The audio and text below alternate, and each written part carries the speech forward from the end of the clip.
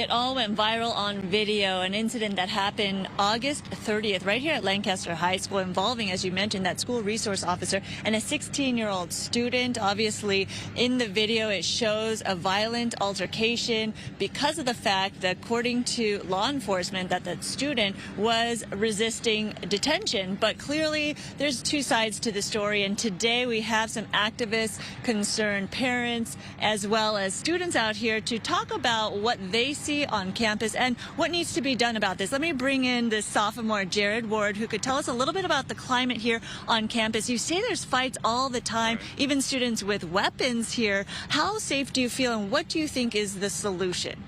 Honestly, I feel pretty safe because I play basketball most of the time, so I'm away from everybody. I'm in my own little group.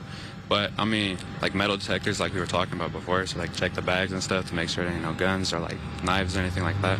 A lot of people here are calling for kind of the defunding of school safety officers and more resources put in another direction, preventative measures. Do you feel safer with security on campus, or what do you think?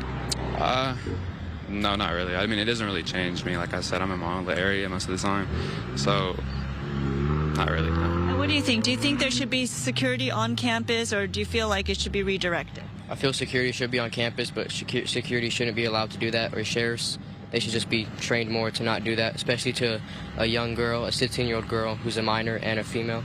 Yeah, training is... It's not right to do that. Training is a big concern here, and let me bring in Allende, who could tell us a little bit about your message here. Obviously, you don't want security officers, you want more preventative measures. Yeah, I think that the main thing is that the sheriff's department doesn't have to be on campus. So there is going to be times and instances where security will be necessary.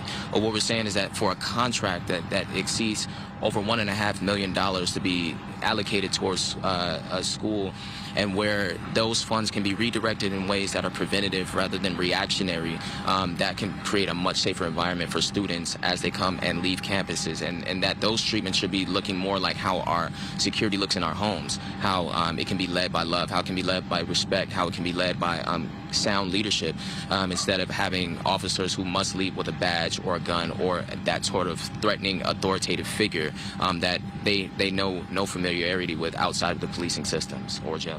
Obviously very disturbing to see that video and the incident playing out here on August 30th. And obviously the Sheriff's Department does know about that video. They're looking into what exactly happened here, Michaela. And obviously they say they're looking into the policing and the policy put in place, the protocol in terms of dealing with a situation like that. And they're going to review their policy. Michaela? From the parents themselves, right? So they can actually hear, parents have concerns about their kids and what's happening with them. And even the ones that might be having some issues, they want to make sure that those needs are being met. So hopefully there'll be some conversation and some substantive change here that both parties will feel happy with. Sandra, thanks for shining a light on this for us today.